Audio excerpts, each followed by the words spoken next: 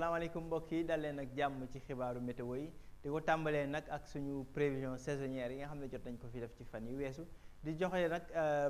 xibaar ci tàmbalik nawet gi nag dana teel a tàmbali ci gox yu bëri ci réew mi mooy rawatina nag fi nga xam ne moom mooy couleur bu bleu foncé bile daanaka couleur gox yu bëri ci réew mi la fudul nag boori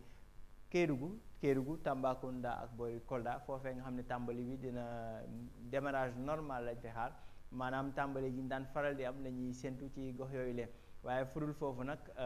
li nga xam ne moo jëm ci wàllu ndox mi ñu ngi séntu taw yoo xam ne dana weesu li ñu daan faral di am ci gox yi nga xam ne ñoom ñoo féete ci boori sow ak tuuti ci boori penku maanaam couleur verte bi yëpp mooy misaal foofee nga xam ni taw yi dana fa weesu li ñu daan faral di am waaye bu ñu demee nag ba boori penku jëm bëj Saalum toujours Kédougou Tambacounda Vélingara ak Kanel foofee dinañ seetlu que ni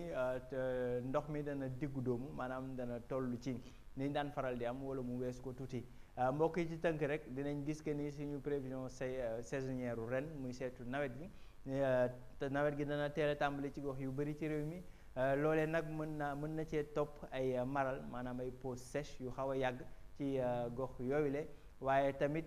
taw goo xam ne dana ëpp li ñu daan faral di am muy cumul pluviométrique bi loolee nag mën a àndal tamit ay taw yu jéggi daay yoo xam ne mën naa indi ay mënd mbokk yi li moo doon tënk nag wàllu saytu nawet bi jàll ci li des ci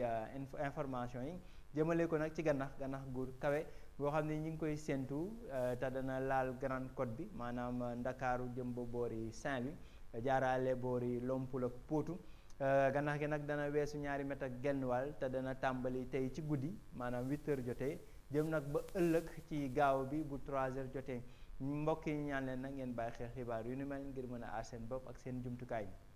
bu loolu weesoo ñu jàll ci tàng bi gis que ni animation satellite bi mi ngi wane asamaan soo xam ne dana ami tuuti niir waaye leeraay bi moo fi gën a fës bu ñu xoolee sax ci guddik tey gi lay jëm nag ba ëllëg ci suba ñu ngi séntu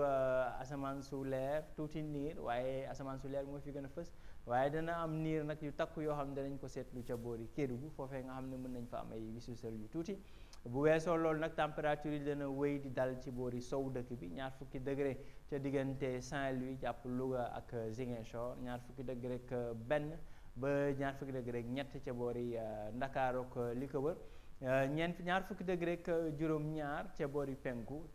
foofee température dana fa kawe lool 20 degré ak juróom-ñaar ca Matam 20 degré ak juróom-ñett ca boori Tambacounda juróom-ñeent ca diggante Bakel ak Kédougou foofee la température yi di gën a kawe mbokk yi ëllëg jant bi moo fi gën a fës ci gox yu bëri ci réew mi jant bu fës boo xam ne nag dana ànd ak ay température yu kawe rawatina ci diggante diggu bëccëg bi jëm ba boori ngoon bu fudul foofu nag bu ci boori Kédougou foofee ñu ngi fay séntu ay niir yu takku yoo xam ne dana mel ni luy xiinal foofu de te ñu ngi fay sax yaakaar ay wis yu ndaw diggante ëllëg ci ngoon jëm ba boori guddi gi température yi nag ni ñu ko waxee léegi dana dalee ci 20 degré jàpp 20 degré ak ñett ci gox yu bëri ci diggu réew mi dana ko weesu nag ca boori bëj gànnaar Ndar dèjà ñu ngi fay séntu 20 degré ak ñett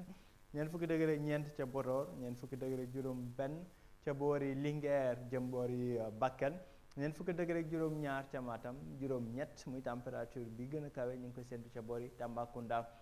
ci boori sow nag Ndakaaru mi ngi wëy di am ay température yu dal 20 degré ak juróom-ñett la ñuy séntu comme température diggu bëccëg gi ca boori Ndakaaru mbokk yi ci tënk rek température yi dana wëy di kawe ci biir dëkk bi foofee dana tàng rawatina boori gi diggu dëkk bi jëm ba boori bëj gànnaar ak penku waaye guddi gi danañ seetlu féex rawatina seddaay ci boori Ndakaaru ak li ko wër ñi ngi séntu nag ay wisuusal taw yu sew yoo xam ne ñu ngi koy séntu ca boori Kédougou ci guddi tey gi lay jëm nag ba ëllëg ci ngoon jàpp guddi gi wax leen nag ci géej gi ñu ngi séntu tamit gannax bu kawe ca Grande Côte bi Dakar jëm ba boori Ndar li ko delee tey ci guddi 8 heures ci guddi jëm nag ba ëllëg ci ngoon ca 3 heures li moo doon xibaar yi mbokk yi jox leen dig daje ëllëg ci yeneen xibaaru météo jox leen dig daje ba altine mbokk yi ci yeneen xibaaru météo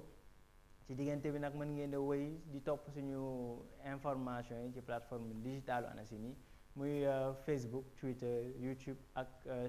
site web ANACIM muy www.anacim.sn jërë ngeen jëf